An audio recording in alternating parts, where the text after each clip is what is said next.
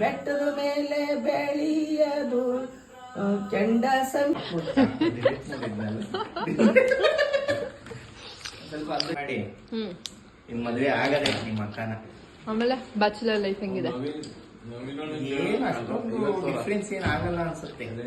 6 ವರ್ಷದ ಮುಂಚೆನೆ ಫ್ರೀಡಮ್ ಹೋಗಿದೆ. ಈಗ ಏನ್ ಹೊಸದಾಗಿ ಹೋಗ್ತಿದೆ ಅನ್ನೋದು ಏನು ಫೀಲ್ ಆ ತರದ್ ಏನಿಲ್ಲ. Hi hello welcome to Preethi ಗುಡು ಯೂಟ್ಯೂಬ್ ಚಾನಲ್. ಎಕ್ಸಾಕ್ಟ್ಲಿ ನಮ್ಮ ಮದುವೆಗೆ 1 ವೀಕ್ ಉಳಿದಿತ್ತು. ಆವಾಗ ನಾನು ಇನ್ನೂ ಬೆಂಗಳೂರಲ್ಲಿರೋದ್ರಿಂದ ಪವನ್ ಬಂದು ನನ್ನನ್ನು ಬೆಂಗಳೂರಿಂದ ಹಾಸನ್ಗೆ ಪಿಕ್ ಮಾಡಿ ಡ್ರಾಪ್ ಮಾಡಿದರು. ನಾವು ಹೋಗೋಷ್ಟರಲ್ಲಿ ಸುಮಾರು ಈವ್ನಿಂಗ್ ಆಗಿತ್ತು. ನಾನು ಬಂದ ತಕ್ಷಣ ಫಸ್ಟ್ ಮಾಡಿದ್ದು ಜ್ಯುವೆಲ್ರಿ ಶಾಪಿಂಗು. ನನ್ನ ಸ್ಯಾರಿ ಗೋಲ್ಡ್ ಕಲರ್ ಆಗಿರೋದ್ರಿಂದ ನನಗೆ ಗೋಲ್ಡ್ ಜ್ಯುವೆಲ್ರಿ ಹಾಕೋಕ್ಕೆ ಇಷ್ಟ ಇರಲಿಲ್ಲ.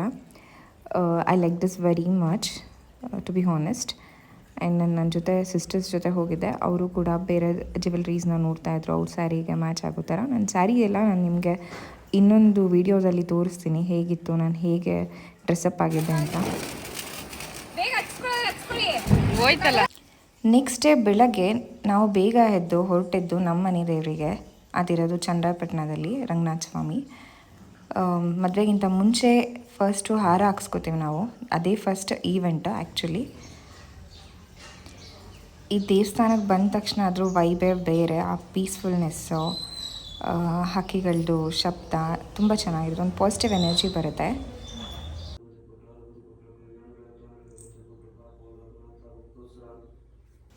ಇದನ್ನು ಮುಗಿಸಿ ನಾವು ಹೊರಟಿದ್ದು ನಮ್ಮೂರಿಗೆ. ಅಲ್ಲೂ ಕೂಡ ನಮ್ಮ ದೇವರಿಗೆ ನಾವು ಪೂಜೆ ಮಾಡಿಸ್ಕೊಂಡು ಹಾರ ಹಾಕ್ಸ್ಕೋಬೇಕಾಗಿತ್ತು.